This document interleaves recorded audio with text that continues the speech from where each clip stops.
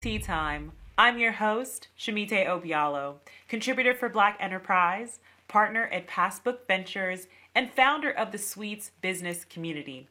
Now, you all know I run a business community where we help chief executives and entrepreneurs of color to scale their businesses by getting folks access to the right connections, coaching, and capital resources. My guests today have a very similar mission with their show, Small Business Revolution. Amanda Brinkman and her new co-host, entrepreneur and NBA All-Star Baron Davis. I'm not gonna try nothing on, but I don't judge. Are joining forces with a whole team of community leaders, influencers, icons, and marketing experts. This is the work that we have to do. Absolutely. Right now, you're not getting paid to run the business. Getting behind 6 incredible Black-owned businesses from across our hometown. It's the evolution of legacy. Absolutely. Right? To see if together, in a moment unlike anything we've ever seen, we can keep the revolution alive. The Deluxe team got it? Now we're talking. Oh, man! I'm super excited to welcome Baron Davis and Amanda Brinkman to Tea Time. Let's get into it.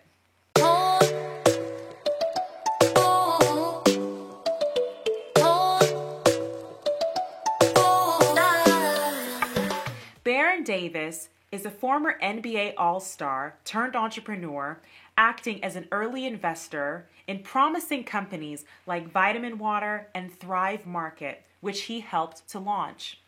As a business owner himself, Baron has founded several companies, one of which is Business Inside the Game, or BIG, a management services organization that focuses on Black and minority founders whose mission is to close the racial wealth gap while creating the next generation of leaders. He's also founded Sports and Lifestyle and Culture, or SLIC, No Label, and the Black Santa Company, whose mission is to celebrate diversity in storytelling. He's joined by his co-host in the Small Business Revolution show, Amanda Brinkman. She's the Chief Brand and Communications Officer of Deluxe Corp. She created, executive produces, and stars in the Small Business Revolution series, and she has a wealth of experience in marketing, advertising, brand management, and interactive content. Welcome, Baron and Amanda, to Tea Time. Thank you for having us. Now, Baron, you and Amanda co-host the show Small Business Revolution, which is now entering its 6th season on Hulu. In each episode, you profile a local business. You have featured a Minneapolis newspaper that's been around for nearly 100 years, startup companies like Lipstick Beauty Brand, restaurants, eateries, barbershops, and you really infuse resources and support for these companies. I'd like to understand a little bit more into how you provide this wraparound support for these businesses. Elaborate a little bit, because of course we talk about a small business revolution. It's really interesting and exciting to understand the nuances of how exactly that works. Absolutely. So every episode of the Small Business Revolution, we really do a couple of things. One, we love to celebrate the story of the entrepreneur. We feel like by sharing the real stories of small businesses across the country, that will hopefully inspire people to understand the importance of supporting small businesses. And then we walk alongside them and help them with a few different things that don't always come naturally to entrepreneurs. So one, we help them with a full marketing makeover from Deluxe. So things like their website, their online presence, their promo and apparel, things that small businesses need to really continue to grow. We help them with their finances. A lot of small businesses either don't know their numbers or what the numbers are telling them. And then we always help them with kind of that operational piece. There's certain ways in which they could be operating their business more efficiently. So we bring in experts from that same kind of industry who have had success in that entrepreneurial space before to kind of give some advice around how to improve the efficiency of the business. So those are the resources we always bring to the table, as well as, we have a physical renovation budget. So new awnings, new equipment, whatever the business needs to kind of level up. But the resources we dedicate are really around marketing, finance, operations, and then again, physical improvements to the space. And we bring a lot of heart too. Awesome. So now, Baron, you are recently coming in to support this project. Amanda has been spearheading the Small Business Revolution show for the last 5 seasons. So I was curious to understand why it is that you wanted to get involved, what intrigued you about the show to get involved, and what are some of the businesses that you've supported over the last season that you found particularly inspiring? Yeah, one, just I was a fan of the show, fan of Amanda. I thought that, her creating this show was exactly the responsibility that brands and corporate brands like companies like Deluxe should have. And shout out to Deluxe for stepping up too. But, the way she navigated, through those first 5 seasons and left, trails of success and impact and measurable tools that these entrepreneurs that like everyday tools that they needed. And for me, it was like I was retiring and I was trying to find purpose. And everybody was like, "Oh, go make movies and do all this," but I felt like I needed to understand business from a real business perspective. And so I hit up Amanda and I begged my way on the show. And I was like, hey, I need to be a part of this show.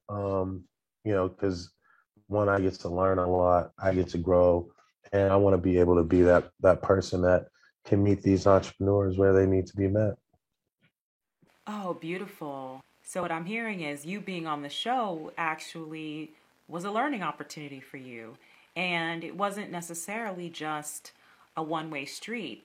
There was a bit of a mutual exchange where you're coming into this community to help support the entrepreneurs, but there's a reciprocity and there's a learning that happens as a two-way street. No, it is a two-way street. I think, I got the most in return because I got family here now in Minnesota, Minneapolis, St. Paul. I got a company I'm investing in. I know where to go. I know the history. And now, other NBA players, other athletes or people like that, when I run into them, I can speak with a lot of intelligence about their city, which would hopefully make them jealous to go back and spend money, with that in that same community. So I think it's a each one teach one thing. And I've learned way more from this show than I feel like they have from me. Oh, that is awesome. So the idea of really driving awareness and shining a light on these local businesses based in Minneapolis. Well, I think everybody was trying to figure out how to be a part of positive change and the forward movement of Minneapolis, St. Paul as a community and the healing. And so as brands, as companies, as people, we're trying to figure out how to participate in the way forward around the racial inequity that still exists. For us, this is a very natural way for us to participate in the solution and that positive change. Deluxe knows how to build up entrepreneurs.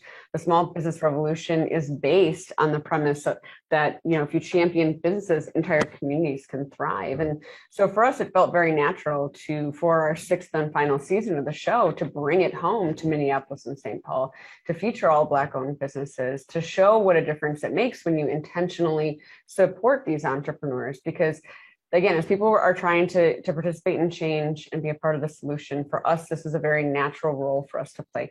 Economic empowerment is just one of the things we need to do as a society to move forward.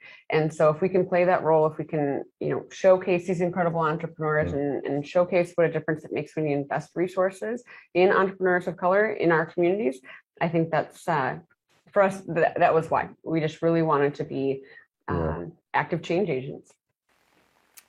Mm-hmm. Now, Baron, you have so many different business endeavors, companies, entrepreneurial interests that you've embarked upon post-NBA. And you're someone who, this is a new pathway. You don't necessarily have decades of experience in business.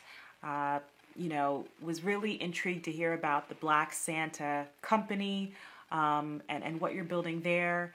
I'm curious if, what have you found to be challenging, unexpectedly, particularly difficult, and not necessarily something that you anticipated as you had really stepped into the wearing the entrepreneur's hat?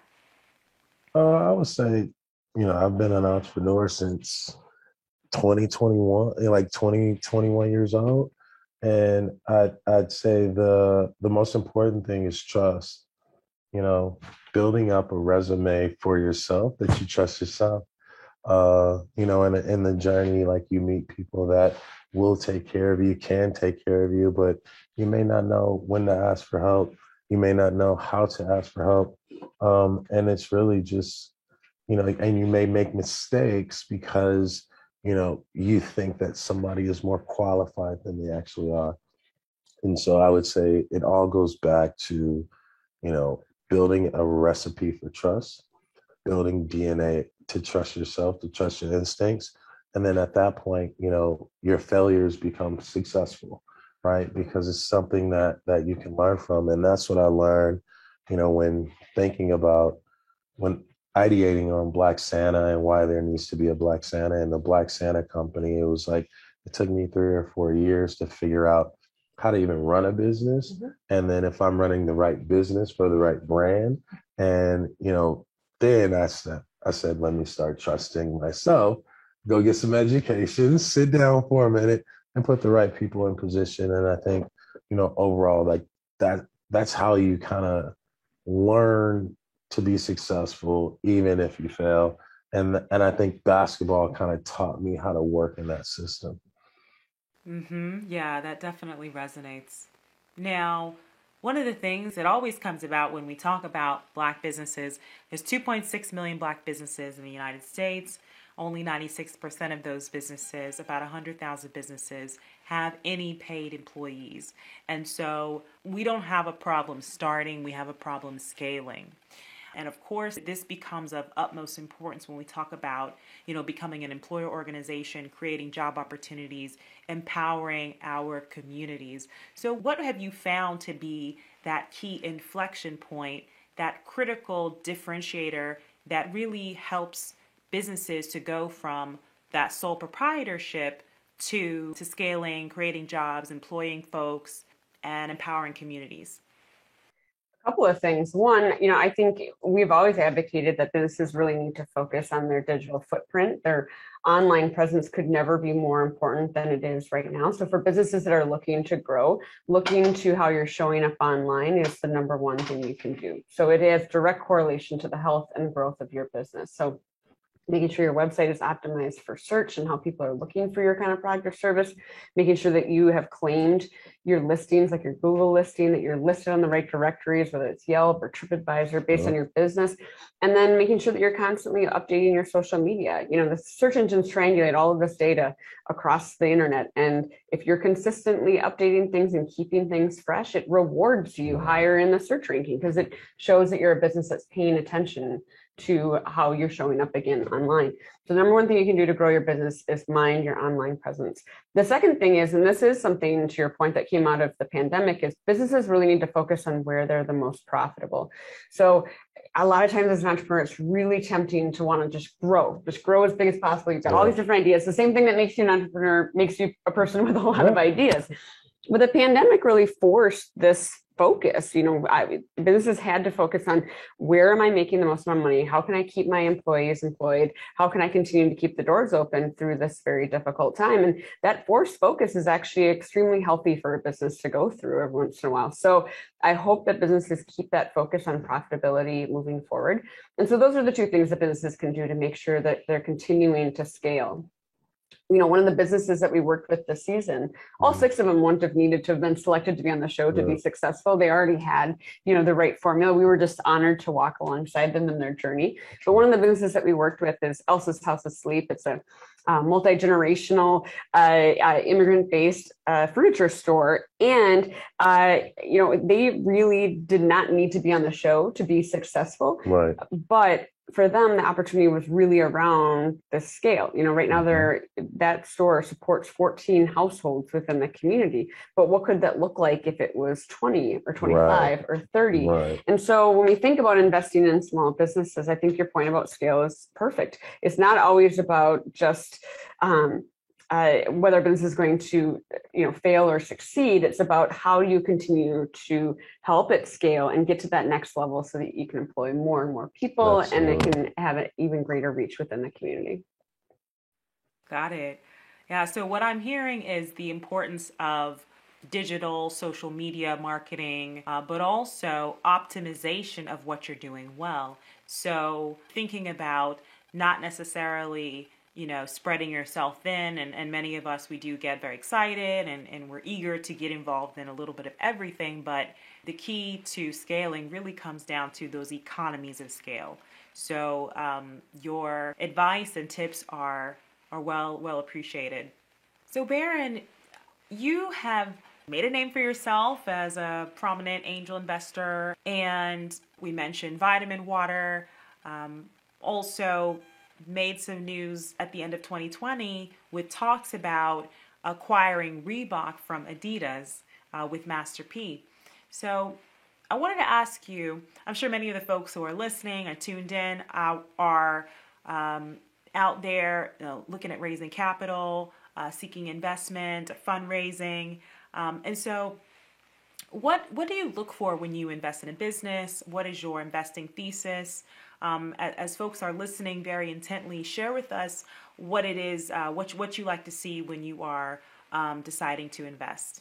I would say, business inside the game. Our mission is to, amplify, the voices of the underprivileged, underserved, undervalued, meaning Black, Brown, LGBTQ women, and to help them skip the line. And for us, it's as simple as that, because once one of us make it, we all make it, and everybody can move up the ladder, move up the chain. And then I would say, like, as far as like investment thesis is, I would say mine is different. Like, I am looking at the cap table and I'm like, if there's a problem with the cap table, if there's a problem, there's no women, there's no Black people, I'm in the investor meeting and I'm going to say that. Like, I have no qualms saying that. And so we are always looking for every year to build a syndicate of culture, a syndicate of community, and a syndicate of people who don't look like each other, but look like the rest of the world. Mm-hmm. And so, it's really about investing in the minority and letting the minority recognize that they're the majority once they focus on, their DNA, their ecosystem, their micro communities. And, from there, then it's like, how can I add value? How can I be the secret sauce? And then who in my world that I'm connected to, that can help amplify this brand, this entrepreneur, right? Shotgun with this co-founder, right? I don't have to take the credit. I don't care to take the credit. I just want to make sure that the connection is made so everybody can, see measures of success. And I think that's like basically like all the levels of, the way I look at, investing. And I would say competitive wise, I just want to beat every VC and I want to get the best deals. So, the basketball, the competition, the sports, that starts to come in when it's, about numbers and hitting marks and hitting investments. And, we're trying to win. We're trying to win big because, like I said, if one of us wins, we all win. And, if my portfolio, or if our company, if Big's portfolio is working, then that means we're able to grow a whole ecosystem. Yeah. And to piggyback on something you just said, talking about that competitive edge and wanting to kind of beat the VCs. So how do you get your deal flow? How do you source the best opportunities to invest in? Certainly there's public platforms like Republic. One of my friends, Lauren Washington, she co-founded Black Women Talk Tech. Now she runs a platform called Funder that's focused on democratizing startup investing and kind of removing the bias. We all know about the sort of Silicon Valley, that sort of channel of opportunities that flow to some but not the rest. So how do you keep your ear to the ground and like learn about these interesting investment opportunities that will really set your portfolio apart from the rest? You gotta get in the flow. My grandmother used to always tell me, I used to eavesdrop on our conversations. So she told me I was nosy and apply it to something that I can be successful at. You did redirect that very well. Yeah. So now I'm just nosy. Any information, any news. Yeah. I want to be privy. Yeah. I need to be privy to it. And so, you got to get in there and the hustler side of me, the hustler mentality, but also just like curiosity kills the cat. And I am just utterly curious about people and where they come from and what they do. And I think that's what puts us ahead, is that we actually it's not just, we don't look at it as a dollar investment to hit a dollar number to do, 2 out of 10 or 4 10x or a portfolio. We're actually looking at the long-term value of the founder. If they're successful, what does it mean for them? What does it mean for us? And how can we ride a shotgun with them? How can we sit right, on the right or the left and help them steer the ship, the plane, whatever it is, but make sure that we're picking up the people that look like us along the way. Awesome. Well, this has been amazing. I've got one final question for you guys. Baron, you, of course, have reinvented yourself. You are an investor, you're an entrepreneur, you're an actor, you're an athlete. Amanda, you are someone who truly is a mastermind when it comes to branding.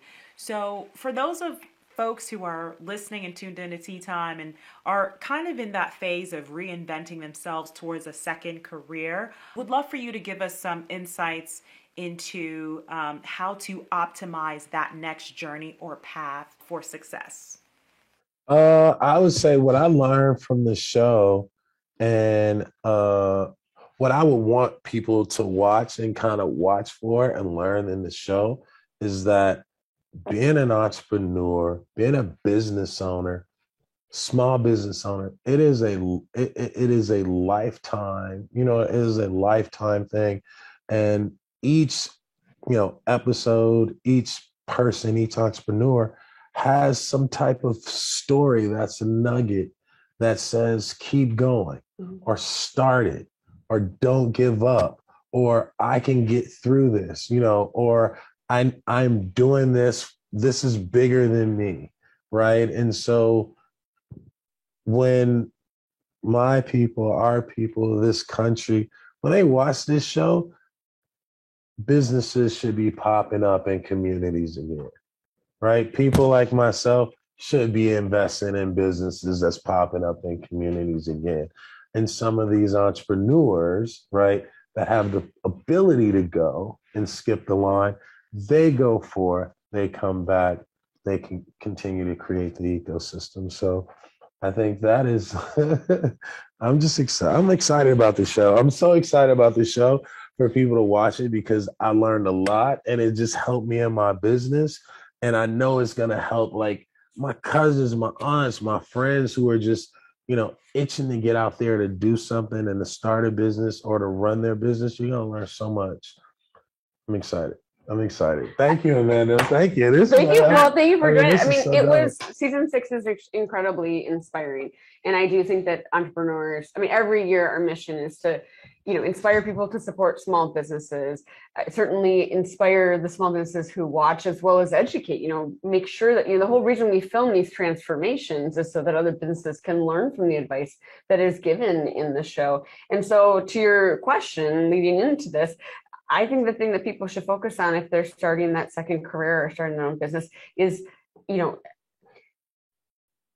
really supporting their own success. So seeking out the resources that they need to inform the business. So if you have a great idea, if you have a talent, if you have a skill set, that isn't the same thing as running a business. But there are resources out there, or companies like Deluxe, that can really come along and help support your idea. So you focus on that idea and why you started the business and what you love about running it, and then surround yourself with people who have expertise in these different areas. Because we see small businesses do that a lot, where they try to wear all the hats, and it's hard. No one person is good at all the things it takes to run a business. So figure out where your time is best spent, and then surround yourself with those experts. Set yourself up for success by seeking out that expertise. So we hope people watch season 6. It's on this Hulu. This is Black Enterprise. They got to tap in. This is Minneapolis, St. Paul, 6 Black founders. I mean, this is for a Black. I mean, this is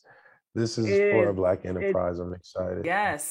Yes, indeed. I'm super excited for the show.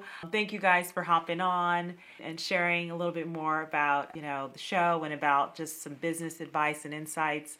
And certainly, Amanda, to your last point about really incubating yourself within a zone of expertise and experts, that is what the Suites is all about. So I encourage folks to go and check out www.jointhesuites.com to learn more about our business community, and to check out the show Small Business Revolution, which is on Hulu.